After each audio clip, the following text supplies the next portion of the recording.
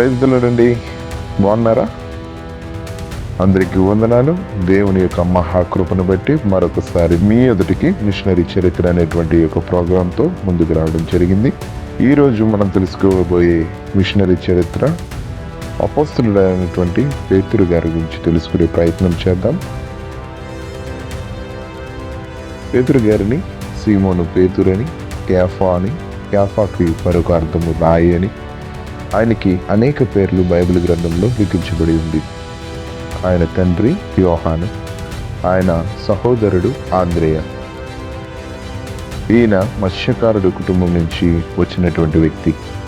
ఈయన ఒక సందర్భంలో రాత్రంతా శ్రమపడి ఏమీ చేపలు పట్టక నిస్సహాయ స్థితిలో నిరాశపడి ఆ యొక్క దోణిపై కూర్చుని ఉండగా ప్రభు దర్శించి మరలా సముద్రంలోకి వెళ్ళి ఆ యొక్క చెప్పిన ప్రాంతంలో వలవేయగా అద్భుత కార్యమును, ఆశ్చర్య కార్యమును చూసి నమ్మి ప్రభువును వెంబడించాలన్న ఆలోచన కలిగి ఉన్నప్పుడు ప్రభువు పిలుపును పొందుకున్నటువంటి వ్యక్తి.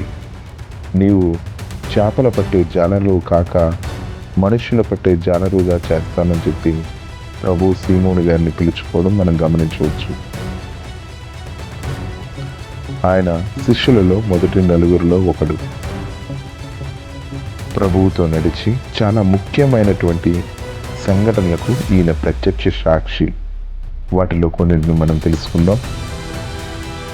పేతురు గారి యొక్క వ్యక్తిత్వం మనం గమనించినట్లయితే ధైర్యవంతుడు, ఉద్రేకంగా స్పందించేటువంటి వ్యక్తి, శిష్యుల తరపున తరచుగా మాట్లాడేటువంటి వ్యక్తి, ముఖ్యమైన ఘటనలకు ఈయన ప్రత్యక్ష సాక్షి.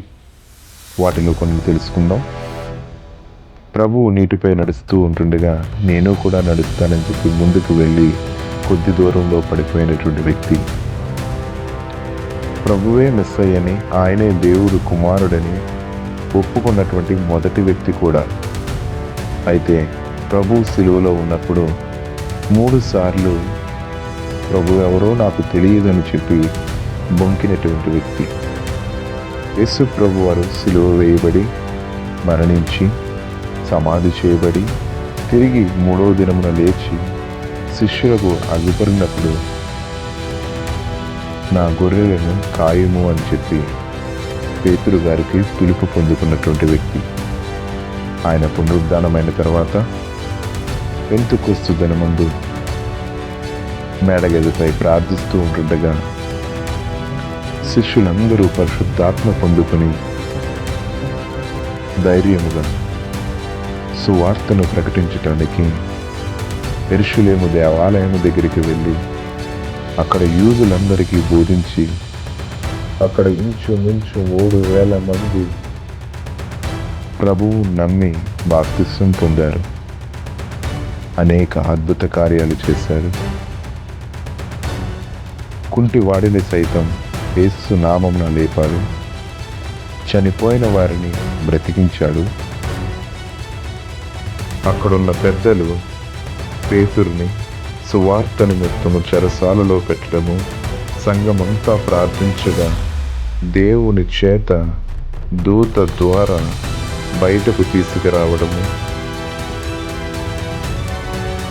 మరి పరిశుద్ధాత్మ ద్వారా దర్శనము పొంది సువార్త యూదులకే కాక అన్య జనులకు కూడా సువార్త తెలియపరచడానికి కొర్నేలి గారి ఇంటి వద్ద నుండి పరిచర్య ప్రారంభించడం, యెరూషలేములోని ప్రారంభ సంఘానికి నాయకుడిగా ఉండి ప్రభువు పరిచర్యలో కీలకంగా వాడబడినటువంటి వ్యక్తి. ఆయన రాసిన గ్రంథాలు పేతురు గారు రాసిన మొదటి పత్రిక, పేతురు గారు రాసిన 2వ పత్రిక. పేతురు గారి యొక్క మరణం రోమ్ నగరంలో జరిగింది. యేసు ప్రభువులాగే సెలవులో ఉంచారు, కానీ ఆయన నన్ను తలకిందులుగా సెలవు వేయమని ఆ విధంగా మరణించాడు. సుమారు క్రీస్తు శకం 64 నుంచి 68 సంవత్సరాల్లో నీరో చక్రవర్తి పాలనలో ఇది జరిగింది. తర్వాత రోమన్ క్యాథలిక్ వారి సాంప్రదాయంలో మొదటి పోపుగా ఈయనను అంగీకరించి భావింపబడ్డారు. నిజానికి మన జీవితాలు కూడా పేతురు గారి జీవితాలు లాంటివే. మనము చాలా సందర్భాలలో ఆత్మీయ స్థితిలో పడిపోతాం, కానీ లేవలేము. కానీ పేతురు గారు ఆయన ఆత్మీయ స్థితిని కనుక గమనించినట్లయితే ఆయన పడ్డాడు, లేచాడు, పశ్చాత్తాపపడ్డాడు, నిలవబడి ప్రభువు పిలుపు మేర ఆయన పరిచర్యను కొనసాగించి ప్రభు రాజ్య స్థాపన కోసం, అనేక మంది ఆత్మల సంపాదన కోసం పనిచేసి సాధించారు. నీవు నేను కూడా అదే విధంగా కొనసాగించాలి. మనకు కూడా దేవుడు అలాంటి ధన్యత అనుగ్రహించునుగాక. మీ పరిచర్యను కూడా దేవుడు దీవించునుగాక. God bless you all. అనేక మంది పేతురులు లేవనెత్తబడునుగాక. ఆమేన్.